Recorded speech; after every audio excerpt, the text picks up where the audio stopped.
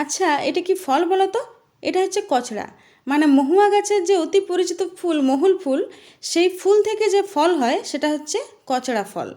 তো এই কচড়া ফলের কিন্তু খাদ্যগুণ অপরিসীম, দমে উপকারী এই ফলটা। তো ওই জন্যে আমি আর বাবা জঙ্গলের দিকে যাচ্ছিলাম এই কচড়া ফল তুলবো বলে।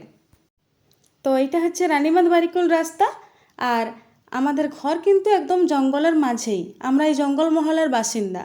তো সত্যি কথা বলতে আমাদের জঙ্গলমহলে যাদের ঘর তাদের কিন্তু আর কোথাও ঘুরতে যেতে তেমন মন যায় নাই। কারণ হচ্ছে, দেখো যতই জঙ্গলের দিকে ঢুকছি তত মনে হচ্ছে যেমন ডাউহিলের জঙ্গলে ঢুকছি। আমাদের এই জঙ্গলমহল হচ্ছে একেবারে রত্নগর্ভা। এখানে যে আরও কত রকমের অজানা গাছ, তার ফুল ফল কত কী যে আছে, তো সেগুলো সব যদি জানতে পারো না, তো মনে হবে যে এই জঙ্গলে এসে একটা ঘর করে থাকবো।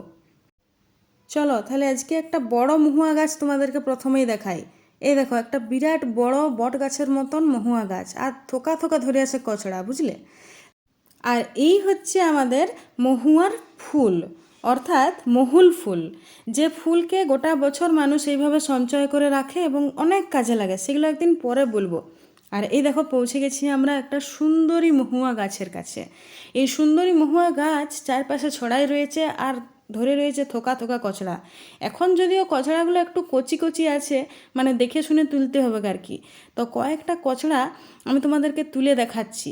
আমাদের মা কাকিমারা কিন্তু এই কচড়া দিয়ে অপূর্ব সব পদ রান্না করেন, যেগুলো স্বাদে একেবারে অতুলনীয়।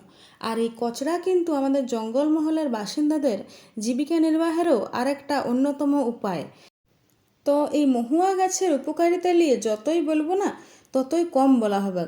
দেখো, এই যে কয়েকটা কচড়া আমি পাড়িয়ে নিয়েছি তোমাদেরকে দেখানোর জন্য। দেখো দেখতে অনেকটা কেমন ফলগুলো, অনেকটা যেমন বেগুন ছোট অবস্থায় যেরকম থাকে সেই রকম, বা বলতে পারো ডাব ছোট অবস্থায় যেরকম থাকে অনেকটা সেই রকম দেখতে। তো এই ফলগুলোকে ধুয়ে ছুলে নেওয়ার পর যে বীজটা বেরোয় না, সেই বীজটা অবধি ফেলা যায় না। সেই বীজ থেকে আবার তেল তৈরি হয়, এবং তেল নিষ্কাশনের পর যে খোলটা পাওয়া যায়, ওই খোলটাও অনেক কাজে লাগে। তাই আমরা বলতে পারি এই যে সুন্দরী মহুয়া গাছ আমার চারপাশে দেখো, এখন শুধু শাল আর মহুয়া গাছ।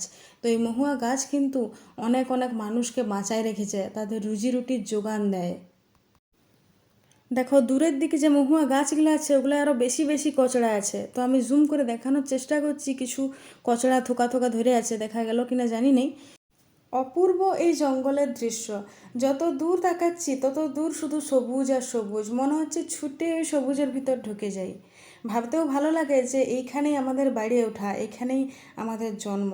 যাই হোক, কচড়া তুলে নিয়ে আমি আর বাবা এখন ঘর যাচ্ছি। তোমাদেরকে তারপর দেখাবো যে কচড়া কিভাবে কাটতে হয়, কিভাবে রান্না করতে হয়, এবং কচড়ার যে উপকারিতা আরও কত কিছু আছে, সেসব যদি তোমরা জানতে চাও তাহলে কিন্তু অবশ্যই আমাদেরকে জানাবে। এই দেখো, আমি আর বাবা মিলে আজকে এতগুলা কচড়া তুলে নিয়ে এসেছি। আর ওই পাশে ওই যে ডুমুর, এগুলো হচ্ছে বনের ডুমুর।